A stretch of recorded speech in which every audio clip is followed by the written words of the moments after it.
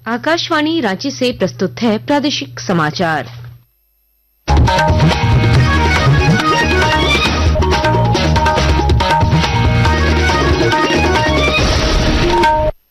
नमस्कार, प्रादेशिक समाचारों के साथ मैं कामिनी। पहले मुख्य समाचार। प्रधानमंत्री नरेंद्र मोदी ने नई दिल्ली में युग्म कॉन्क्लेव को किया संबोधित, कहा नई शिक्षा नीति से देश में आ रहा है सकारात्मक बदलाव। कांग्रेस की संविधान बचाओ रैली रांची में अब 3 की जगह 6 मई को होगी। पार्टी के राष्ट्रीय अध्यक्ष मल्लिकार्जुन खड़गे समेत कई राष्ट्रीय नेता होंगे शामिल। साहिबगंज जिले के 13 मजदूरों को बांग्लादेशी होने के संदेह पर महाराष्ट्र में लिया गया हिरासत में। भाजपा ने कहा राज्य में बांग्लादेशी घुसपैठ की हुई पुष्टि। मुख्यमंत्री हेमंत सोरेन के विदेश दौरे पर भाजपा ने कसा तंज, कांग्रेस ने किया पलटवार। कहा राज्य में बनेगा औद्योगिक विकास का माहौल। और खूंटी में एक ट्रक ने स्कूल बस को मारी जोरदार टक्कर, 1 दर्जन से ज्यादा बच्चे घायल। और अब समाचार विस्तार से। प्रधानमंत्री नरेंद्र मोदी ने कहा है कि सरकार 21वीं सदी की जरूरतों को पूरा करने के लिए देश की शिक्षा प्रणाली का आधुनिकीकरण कर रही है। उन्होंने कहा कि केंद्र सरकार देश के हर छात्र की पहुंच में विश्व स्तरीय ज्ञान ला रही है। श्री मोदी ने आज नई दिल्ली के भारत मंडपम में सरकार, शिक्षा जगत, उद्योग और नवोन्मेषकों के नेताओं को एक साथ लाने वाली अपनी तरह के पहले रणनीतिक सम्मेलन युग्म कॉन्क्लेव को संबोधित कर रहे थे। उन्होंने कहा कि नई शिक्षा नीति देश में बदलाव ला रही है।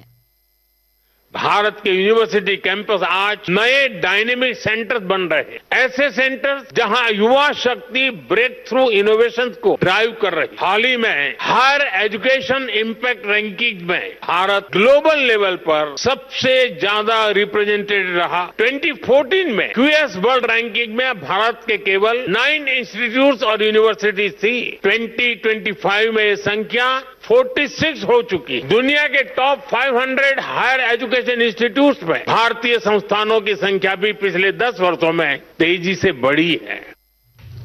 प्रदेश कांग्रेस की ओर से रांची में 3 मई को आयोजित होने वाली संविधान बचाओ रैली की तिथि बढ़ाकर 6 मई कर दी गई है। पार्टी के प्रदेश अध्यक्ष केशव महतो कमलेश ने आज रांची में संवाददाता सम्मेलन आयोजित कर यह जानकारी दी। उन्होंने बताया कि इस रैली में पार्टी के राष्ट्रीय अध्यक्ष मल्लिकार्जुन खड़गे समेत कई राष्ट्रीय नेता शामिल होंगे। संविधान बचाओ राज्य स्तरीय रैली, इसमें हमारे राष्ट्रीय नेता अखिल भारतीय कांग्रेस कमेटी के सम्मानित अध्यक्ष माननीय श्री मल्लिकार्जुन खड़गे साहब और हमारे अखिल भारतीय कांग्रेस कमेटी के महासचिव संगठन प्रभारी माननीय केसी वेणुगोपाल जी, छत्तीसगढ़ के पूर्व मुख्यमंत्री जो एआईसीसी में महासचिव हैं श्री भूपेश बाघेल जी, हमारे प्रभारी श्री के राजू जी सहित कई नेता इस रैली में उपस्थित होंगे। पहलगाम में हुए आतंकी हमले के बाद केंद्र सरकार पाकिस्तानी और बांग्लादेशी नागरिकों को खोज रही है। इस दौरान साहिबगंज के राधानगर थाना क्षेत्र के अलग अलग इलाकों से मजदूरी करने गए 13 लोगों को महाराष्ट्र से बांग्लादेशी होने के संदेह पर हिरासत में लिया गया है। इस बीच भाजपा ने राज्य की हेमंत सोरेन सरकार पर बांग्लादेशी घुसपैठियों को संरक्षण देने का आरोप लगाया है। पार्टी के वरिष्ठ नेता और पूर्व मुख्यमंत्री चंपाई सोरेन ने कहा है कि मुंबई में हिरासत में लिए गए 13 संदिग्ध बांग्लादेशियों के आधार कार्ड साहिबगंज जिले से निर्गत हुए हैं। इससे स्पष्ट है कि राज्य में बांग्लादेशी घुसपैठ होने की पुष्टि होती है। झारखंड प्रदेश में इस विषय पर हमने अभियान चालू किया। बांग्लादेशी घुसपैठ और धर्म परिवर्तन वो देखने को मिलना शुरू हो गया। आदिवासी का अस्तित्व संकट में है। एक बांग्लादेशी घुसपैठ का जनसंख्या बढ़ते जा रहा है और आदिवासी जनसंख्या घटते जा। एक एक चीज सामने आईना के तरह साफ नजर आने लग गया। लेकिन वर्तमान सरकार गूंगा बन गया है, आंख में पट्टी मार दिया है। मुख्यमंत्री हेमंत सोरेन विदेश दौरे के बाद आज रांची लौट रहे हैं। मुख्यमंत्री के नेतृत्व में 19 अप्रैल को राज्य से 11 सदस्यीय प्रतिनिधिमंडल यूरोप के दौरे पर गया था। विदेश दौरे के क्रम में स्पेन और स्वीडन की कई कंपनियों ने झारखंड में निवेश का प्रस्ताव दिया है। आकाशवाणी के ताजा तरीन समाचारों के लिए आप हमारी वेबसाइट newsonair.gov.in पर लॉग ऑन कर सकते हैं। ताजा समाचार X handle @AIR news alerts और Facebook page All India Radio News पर भी उपलब्ध है। आप प्रादेशिक समाचार एकांश के X handle @AIR news _Ranchi और Facebook page Akashvani news Ranchi, Instagram page तथा YouTube channel AIR news Ranchi पर भी हमारे बुलेटिन सुन सकते हैं। प्रादेशिक समाचार आप आकाशवाणी रांची से सुन रहे हैं। मुख्यमंत्री के विदेश दौरे पर भाजपा ने तंज कसा है। पार्टी के प्रदेश प्रवक्ता प्रतुल शाहदेव ने इस दौरे को सैर सपाटे और कैमरा एक्सपोजर का प्रयास बताया है। ये पहली बार हो रहा है, हमें लगता है किसी विदेश यात्रा में खाली निवेश की आश्वासन मिला है, कोई निवेश पर अग्रीमेंट नहीं हुआ है। अभी तक हमने कोई तस्वीरें नहीं देखी है मुख्यमंत्री की कि उनके अधिकारी निवेश के अग्रीमेंट पर सहमति पत्र पर सिग्नेचर कर रहे हैं। कांग्रेस के प्रदेश मीडिया प्रभारी राकेश सिन्हा ने भाजपा पर पलटवार किया है। उन्होंने कहा कि मुख्यमंत्री के विदेश दौरे से राज्य में औद्योगिक विकास का माहौल तैयार हो रहा है।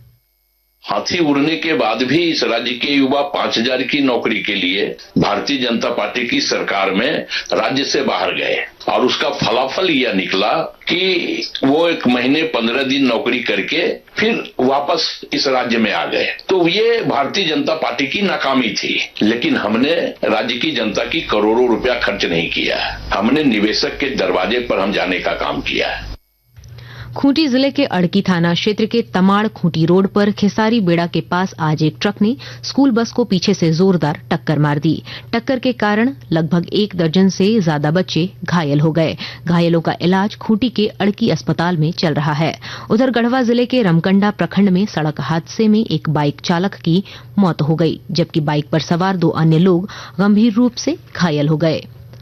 सिमडेगा जिले में ग्रामीण महिलाएं सखी मंडलों से जुड़कर आर्थिक रूप से सशक्त हो रही हैं और जानकारी दे रहे हैं हमारे संवाददाता।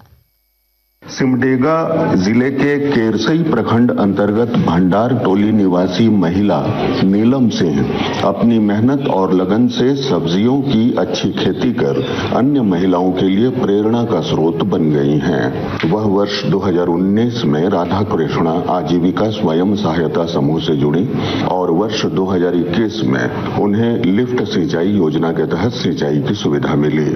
उन्नत बीज, खाद और दवाओं की व्यवस्था कर उन्होंने सभी मौसमों में सब्जियों का उत्पादन शुरू किया। मनोज कुमार सिन्हा, मनु, आकाशवाणी समाचार, सिमडेगा। वैश्विक संकेतों के बीच आज सुबह के कारोबार में सेंसेक्स और निफ्टी मामूली बढ़त के साथ कारोबार कर रहे थे। समाचार मिलने तक सेंसेक्स 111 अंक बढ़कर 80,329 पर था, जबकि निफ्टी 19 अंक बढ़कर 24,348 पर पहुंच गया। सर्राफा बाजार में आज रांची में 22 कैरेट सोने का भाव 89,600 रुपए प्रति 10 ग्राम है, जबकि चांदी की कीमत 1,04,000 रुपए प्रति किलो है। मौसम विभाग ने राज्य में 2 मई तक मौसम में उतार चढ़ाव जारी रहने की संभावना व्यक्त की है। विभाग ने आज भी रांची, रामगढ़, खूंटी समेत 15 जिलों में बारिश और ओलावृष्टि के साथ ही वज्रपात होने का पूर्वानुमान व्यक्त किया है। इसे लेकर ऑरेंज अलर्ट जारी किया गया है। दिल्ली के इंडोर स्टेडियम में आयोजित 68वें नेशनल स्कूल गेम्स की गतका प्रतियोगिता में पलामू के खिलाड़ियों ने शानदार प्रदर्शन किया। 17 वर्ष आयु वर्ग की बालिकाओं में काजल कुमारी ने कांस्य पदक हासिल किया, जबकि बालकों में जीत तिवारी ने भी कांस्य पदक जीतकर राज्य का नाम रोशन किया।